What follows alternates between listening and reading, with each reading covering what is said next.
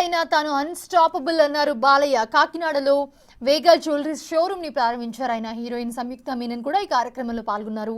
వెండి తెరపై మోక్షజ్ఞ ఎంట్రీ, స్వీయ దర్శకత్వం, బంగారం ధరలు, బ్రాండింగ్, కాకినాడ పోర్ట్లో రైస్ మాఫియాపై సినిమా, ఇలాంటి డిఫరెంట్ టాపిక్స్ పై తన అభిప్రాయాలన్నీ కూడా మీడియాతో పంచుకున్నారు బాలయ్య. గోదావరిల అభిమానం, వెటకారం పైన కూడా బాలయ్య స్పందించారు.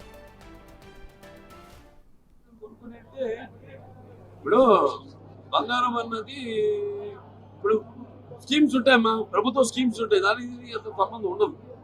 స్కీమ్స్ అన్నది ఏంటంటే పేద ప్రజలకి వాళ్ళకి మనకి ప్రభుత్వం ఇచ్చే వాళ్ళకి అతి తక్కువ వాళ్ళ ఇన్సెంటివ్స్ ఇవ్వడం. వాళ్ళకి బంగారం అన్నది జనరల్గా కేంద్ర ప్రభుత్వం యొక్క దీన్ని వాళ్ళ విధి విధానాలను బట్టి ఉంటుంది.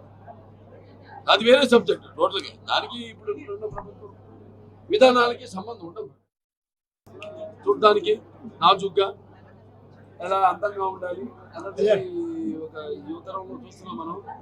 దానికి సంయుక్త మేనన్ గారు సంయుక్త మేనన్ గారు అన్నారు ఏమన్నా ఉండాలంటే ఉండాలి. గోదావరి జిల్లా అంటే వాళ్ళ యొక్క అభిమానం, వాళ్ళ యొక్క ప్రేమ వాత్సల్యం, అలాగే నిర్మోహమాటం, ఏమన్నా గుడ్ల బద్దలు కొట్టినట్టు మాట్లాడే స్వభావం నీళ్ళలో ఉందనుకుంటే గోదావరి నీళ్ళలో.